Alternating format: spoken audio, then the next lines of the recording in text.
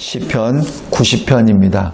이 시편 90편의 소제목은 처음 표현은 하나님의 사람, 모세의 기도라고 되어 있습니다. 하나님의 사람, 참으로 마음이 뛰는 그 이름입니다. 하나님의 사람, 하나님의 사람. 모세의 또 다른 별명은 하나님의 사람입니다. 왜냐하면 모세가 입술을 벌릴 때마다 항상 하나님을 말했기 때문이 아닌가 생각이 듭니다. 우리 초대교회 대한민국 언더우드 목사님, 선교사님이 이 남부 지역에 어느 지역에 전염병이 돌기 시작했을 때 그곳으로 뛰어들어갑니다. 이 조선이라는 땅에 오기 전에 조선이 굉장히 낙후되어 있다는 것을 알고 있기 때문에 조선으로 오기 전에 먼저 이 의학을 공부합니다. 그런다고 이 의과대학을 다닌 것은 아니지만 의학을 공부를 하죠. 그리고 사모님은 또 의학을 공부한 또 사람입니다. 그래서 이 전염병이 돌면은 거기에 있는 사람들이 빠져나오는 세태인데 이분은 그곳으로 뛰어들어갑니다. 나오지 않아요. 그래서 이 어느 한국의 관료가 이 언더우드 선교사를 찾기 위해서 그곳으로 들어갑니다. 들어가서 물어봐요. 한국 사람들한테. 이러이러한 사람들이 있습니까? 전혀 몰라요. 근데 어느 한 사람이 이렇게 묻습니다. 예수 사람은 압니다. 그 사람의 이름은 모르는데 예수의 사람. 왜냐하면 그 사람은 입만 열면 예수만 전하거든요. 그래서 그 사람이 언더우드 선교사였습니다. 모세의 기도, 시편 90편의 기도. 모세의 다른 이름은 하나님의 사람입니다. 제가 이제 군복을 벗기로 작정하고 이제 모든 것을 정리하고 이제 신학교 갈 준비를 쭉 하고 있는데 제 딸이 저에게 컴퓨터 모니터에다가 이 세이버 있죠? 이렇게 까는 거. 거기다 뭐라 하냐면 하나님의 사람 김진성 이렇게 쭉 했었더라고요. 그래서 상당히 그때 마음이 굉장히 큰 위로를 받았습니다. 왜냐하면 그 당시만 하더라도 주님의 부르심으로 시작은 했는데 모든 걸 내려놨잖아요. 여태까지 세상적으로 살던 김진성이라는 사람이 모든 것을 내려놓고 이제 다시 제로에서부터 시작하는 거니까 그때 저에게 가장 큰 힘이 되어줬던 분 중에 한 사람이 제 딸이에요. 보통들은 가지 마세요. 내가 대학교 들어간 다음에나 하시죠. 이렇게 할 텐데 가장 많이 응원해준 친구가 제 딸입니다. 그때 저의 별명이 하나님의 사람이었습니다. 오늘 이 시편 90편을 보면서 모세의 이름이 하나님의 사람입니다. 모세가 40세에 바로의 궁을 떠나죠. 그때 모세의 이 별명은 하나님의 사람입니다.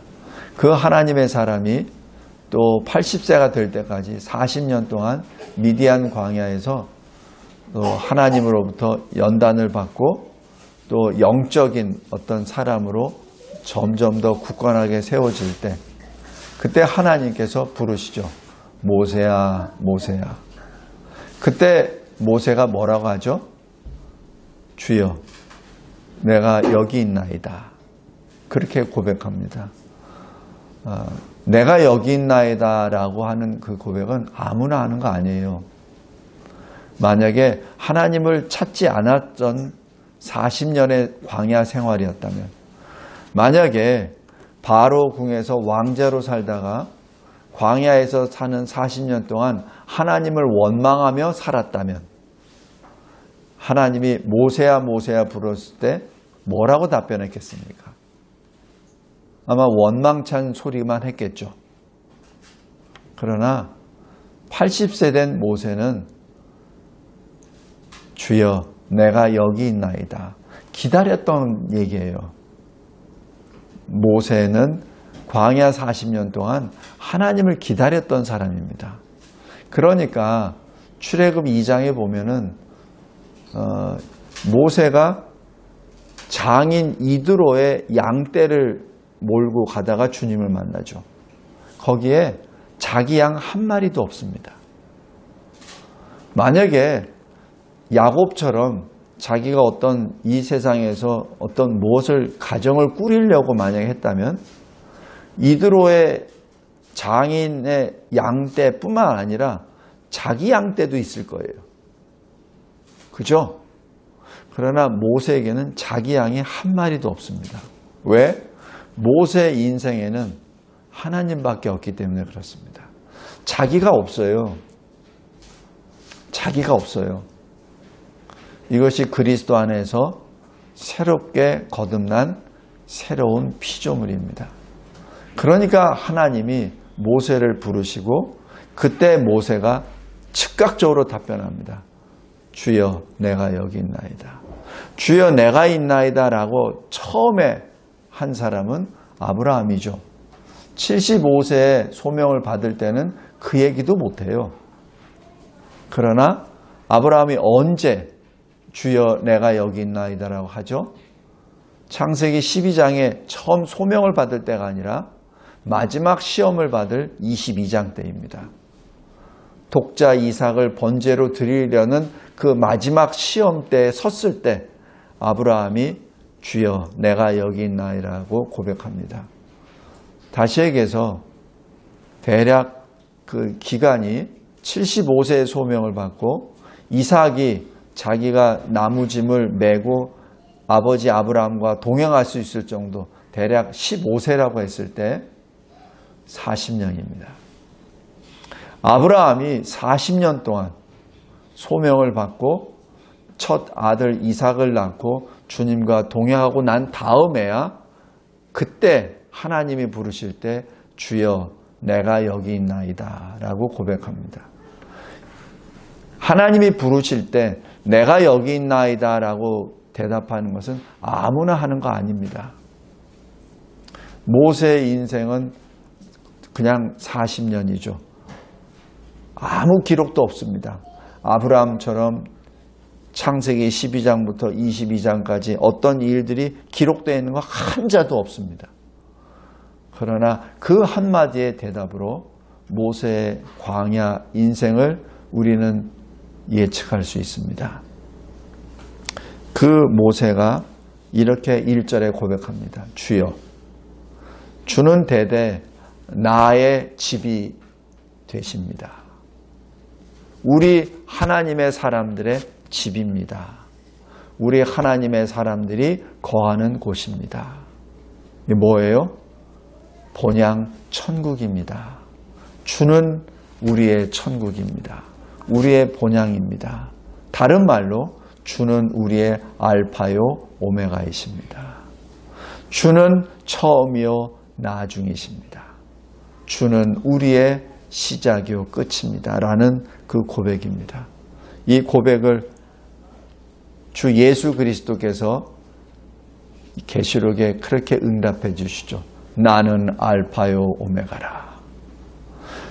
성도 여러분, 하나님께 기도할 때 자기도 모르는 사이에 하나님의 말씀을 반복하며 기도할 때가 있습니다. 그것을 하나님이 기뻐하십니다. 그래서 우리가 기도할 때 말씀을 가지고 기도하라는 것이 거기에 있습니다. 이 2절부터 쭉 보면은 우리 인생은 사실 아무것도 아닙니다. 마치 풀과 같습니다. 아침에 피었다가 저녁에 시들어버린 풀과 같은 존재입니다. 라고 합니다. 그러면서 10절에 보면은 우리 인생의 연수는 70입니다. 강건해야 80입니다. 우리 인생이 그렇습니다. 아무리 이 시대가 100년을 사는 시대라고 하지만 100년 동안 살면서 자기 목소리를 낼 수 있는 사람은 진정으로 100에 하나 있을까 말까입니다. 대부분은 70, 80 되면은 이제 흙으로 돌아갈 준비를 합니다. 살아있으나 살아있는 것이 아니라 연명하는 정도입니다. 그래서 10절에 잘 보세요. 우리의 연수는 70이요 강건함은 80이라도 그 연수의 자랑은 수고와 슬픔뿐이요 신속히 가니 우리가 날아가나이다. 왜 수고와 슬픔만이 있죠? 죄 때문에. 창세기 3장에 그 죄가 들어옴으로 말미암아 세상을 다스려야 되고 하나님의 그 권능을 받은 그 모습은 어디론지 다 사라져 버리고 자기 배를 위하여 사는, 그래야 이마에 땀을 흘려야만 겨우 먹고 사는 그러한 존재가 되어버렸죠. 우리 인생의 모습입니다. 그래서 15절에 보십시오. 우리를 괴롭게 하신 날수대로 우리가 화를 당한 연수대로 우리를 기쁘게 하소서. 이 좀 이상하죠, 표현이. 마치 하나님이 우리를 괴롭게 하시고 하나님이 우리에게 화를 주신 것처럼 그렇게 표현이 됩니다. 그러나 맞습니까? 아니죠. 하나님께서 왜 우리를 괴롭게 하셨죠? 우리를 구원하시기 위하여. 왜? 하나님은 공의의 하나님이시기 때문에. 왜 우리가 괴로움을 받았죠? 우리 죄 때문에. 왜 괴롭다고 표현하죠? 우리 죄를 씻어내는 작업이니까. 왜 우리에게 화를 당했다고 말하죠? 우리가 화를 당함으로 회개할 수 있는 그 자리에 설 수 있기 때문에. 그분이 우리의 하나님이십니다. 하나님은 공의의 하나님이시요. 그리고 왜 그러한 공의를 우리에게 계속해서 주십니까? 우리를 사랑하시니까. 우리를 구원하시기 위하여. 그래서 그렇게 고백하는 겁니다. 내가 나의 죄를 압니다. 그리고 하나님의 공의와 사랑을 압니다. 그러니 이제 우리에게 기쁨을 주시옵소서. 왜? 내가 이제 생명에 이르는 회개를 주께 드리오니 주님 이제는 우리에게 기쁨을 주소서라고 기도하는 것이죠. 그러면서 16절 17절의 결론을 말합니다. 하나님이 행하신 일들을 나에게 나타내 주시옵소서. 하나님이 행하신 일 무엇입니까? 허물과 죄 가운데 죽었었던 우리를 구원하시러 이 세상에 오신 주님의 십자가 대속을 우리에게 나타내 주시옵소서. 그 십자가 피와 그리고 물을 다 쏟아지시는 그 고통의 역사를 통하여 주님의 영광이 우리에게 나타내십니다. 라고 지금 고백합니다. 그러면서 17절에 하나님의 은혜를 우리에게 내려주소서. 그래서 이제는 더 이상 죄의 길로 걸어가지 않게 하시고 우리의 손과 발로 행한 이 일을 이제는 견고하게 우리를 세우게 하옵소서. 성도 여러분, 우리가 보통 천국에 가면 아무것도 안 하는 것처럼 느껴지지만 천국에 가면은 이 세상에서보다 더 큰 일을 합니다. 알지 못해요. 무슨 일인지 저도 잘 몰라요. 그러나 우리 예수님이 비유로 말씀하셨을 때, 달란트 비유를 하셨을 때, 그죠? 5달란트, 2달란트, 1달란트. 그때 뭐죠? 5달란트, 2달란트의 사람에게 네가 작은 일에 충성하였으니 내가 큰 일을 맡기겠다. 그죠? 그러니까 이 세상에서 우리가 작은 수고를 하고 작은 순종을 할 때 천국에서 하나님이 큰 일을 맡기신다는 얘기입니다. 천국은 여기보다 훨씬 크겠죠. 비교할 수 없을 만큼. 무엇인지는 잘 모릅니다. 그러나 이 땅에서 충성한 자는 하나님이 천국에서 큰 일을 맡기십니다. 더 큰 일을.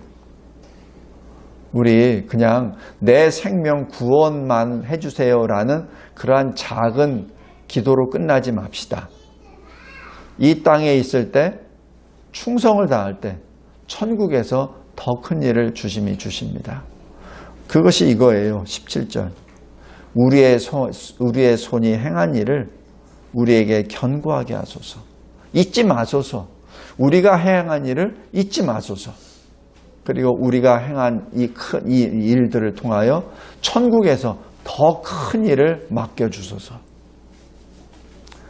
성도 여러분, 여기 90편 보면은 마치 이 모세가 자기에 관한 이스라엘 사람들에 관한 어떤 기도문이라고 봐요. 근데 그렇지 않습니다.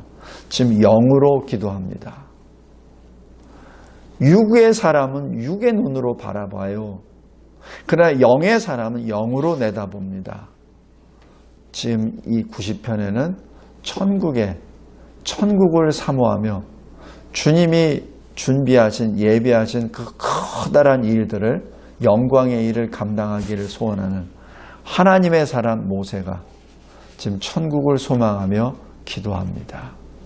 그리고 거기에 그 옆자리에 모세를 통하여 애굽에서 인도함을 받은 이스라엘 백성들, 자기 동족들이 거기 있습니다. 그래서 이렇게 기도합니다. 우리의 손이 행한 것, 우리의 거처가 되셨나이다 라고 그렇게 고백합니다.